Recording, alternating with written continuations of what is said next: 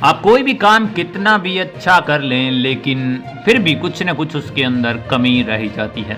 बालन शाह के विरुद्ध भी कुछ ऐसा हो रहा है। लोग उनके विरुद्ध में नारे प्रदर्शन कर रहे हैं, महानगर पालिका के आगे धरना कर रहे हैं। इसके साथ साथ कई ऐसे मुद्दे जिसके अंदर कहीं न कहीं उन लोगों की मजबूरी भी देखी जा सकती है। नमस्कार, मैं पीएम डीएनए सिंह और आप देख रहे हैं कमाल यार। इस वक्त हम बात करेंगे कि एक्चुअल में इतने बड़े बड़े कार्य करने के बावजूद, एक्चुअल में काठमांडू का इतना ज़्यादा विकास करने के बावजूद भी नेपाल के कुछ लोग, या फिर कहें कि अब तो बहुत सारे लोग हो चुके हैं जो कि नेपाल के बालन शाह के विरुद्ध में क्यों खड़े हुए हैं, इसी के बारे में पूरी चर्चा करेंगे। तो वीडियो के अंत तक बने रहिए और अगर आप चैनल पे नए हों तो चैनल को सब्सक्राइब करके बेल आइकन दबा लीजिए ताकि आपको अपडेट भी सबसे पहले मिल सके। चलिए वीडियो को शुरू करते हैं।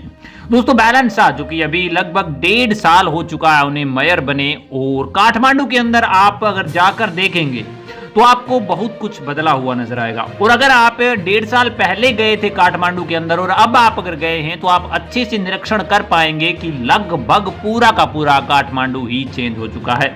जिसके अंदर सफाई नहीं थी पहले, वो अब सफाई वाला काठमांडू बन चुका है। जिसके अंदर सड़कें भिड़ी थी वो अब चौड़ी सड़कों वाला काठमांडू बन चुका है। और जिसके अंदर सुंदरता कम दिखाई दे रही थी, कम फीकी पड़ गई थी, वो सुंदरता अब डबल से ट्रिपल दिखाई दे रही है। लेकिन आप सोचिए कि इतना ज्यादा काम हो रहा है, पार्किंग की व्यवस्था कर दी गई है, हॉस्पिटैलिटी को यहाँ पे फ्री कर दिया गया है, एजुकेशन सेक्टर को और अच्छा कर दिया गया है, रोड प्रोजेक्ट लाए जा रहे हैं, पार्किंग की व्यवस्था मैंने पहले बताई दी, लेकिन पार्क्स वगैरह भी बनाए जा रहे हैं, बुद्धा की यहाँ पे मूर्ति स्थापना तक के जो काम है वो करे जा रहे हैं। तो कहीं ना कहीं तो इसका लॉस होगा ही होगा।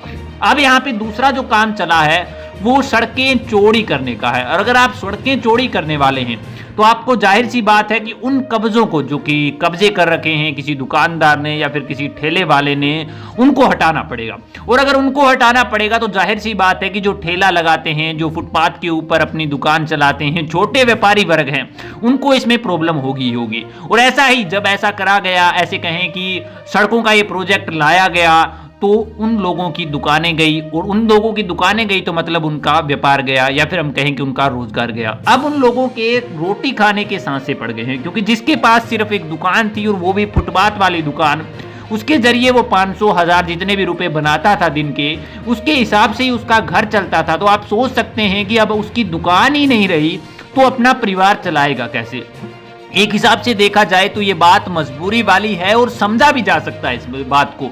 लेकिन दूसरे हिसाब से देखा जाए कि क्लीन काठमांडू करना है हमें, नेपाल की राजधानी को सबसे अच्छा शहर बनाना है हमें, तो ऐसा करना भी पड़ेगा। लेकिन अभी ऐसा होता हुआ इतना आसानी से दिखाई नहीं दे रहा है। उसका रीजन ये है कि काठमांडू महानगर पालिका के जो यहाँ पे महानगर पालिका के मेयर हैं बालन शाह, उनके विरुद्ध यहाँ पे जो प्रशासन और जो यहाँ पे छोटे व्यापारी वर्ग हैं, और इसके साथ साथ जो फुटपाथ के ऊपर दुकानें लगाते हैं, ठेला लगाते हैं, उन सभी ने यहाँ पे व्यवस्थापन करो करके एक छोटा नारे से यहाँ पे हम कह सकते हैं कि शुरू किया है। और ये विरोध प्रदर्शन जताया जा रहा है। नेपाल के बालन शाह को कहा जा रहा है कि या तो आप इस चीज को ही मत कीजिए, यानी कि सड़क चौड़ा करना या फिर हमारी दुकानें हटाना या फिर हमारे रोजगार को छीनना। लेकिन अगर आप कर सकते हैं ऐसा तो कोई बात नहीं है। आप एक काम करिए, हमें हमारी जो दुकानें फूटी हैं, हमारा जो रोजगार छीना है, हमारी जो दिनचर्या का काम था वो छीना है, या फिर हमारे जो परिवार का खर्चा निकलता था जिस चीज के अंदर,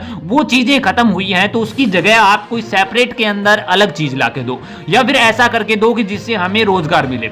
उन लोगों का कहना कहीं ना कहीं ठीक भी लग रहा है। इसका रीजन ये है कि वो फिर जाए तो जाए कहां, वो काम करें तो करें कैसा। ऐसा तो कोई काम देना पड़ेगा उन्हें जिससे कि वो कहीं ना कहीं ऐसा काम करें और उससे अपना घर चला सकें। अपनी जो पहले की दिहाड़ी पड़ती थी 500 से 1000 रुपए, उस के लायक तो उन्हें बनाया जाए। क्योंकि हम सिर्फ रोड चौड़ी करके क्या ही कर लेंगे अगर हमारे शहर के अंदर गरीबी और ज्यादा आ जाती है, हमारे शहर के रोजगार खत्म हो जाते हैं। तो सेपरेट के अंदर बालन शाह को यह भी सोचना चाहिए कि ये जो छोटे व्यापारी वर्ग हैं, जो ठेला लगाते हैं, जो फुटपाथ के ऊपर काम करते हैं, उन सभी को भी रोजगार के लिए, उनकी दुकानों के लिए कोई जगह प्रोवाइड करवाई जानी चाहिए ताकि उनका रोजगार बना रहे और उनकी दिनचर्या चलती रहे। दोस्तों, क्या आप भी यही मानते हैं? अपने विचार कमेंट सेक्शन में जरूर लिखिए। चलिए, आज के लिए इतना रखते हैं। आगे कोई नया अपडेट मिलता है फिर आपके सामने हाजिर होंगे। तो वीडियो को लाइक कीजिए, शेयर कीजिए, और अगर आप चैनल पे नए हो तो चैनल को सब्सक्राइब करके बेल आइकन दबा लीजिए ताकि आपको अपडेट भी सबसे पहले मिल सके।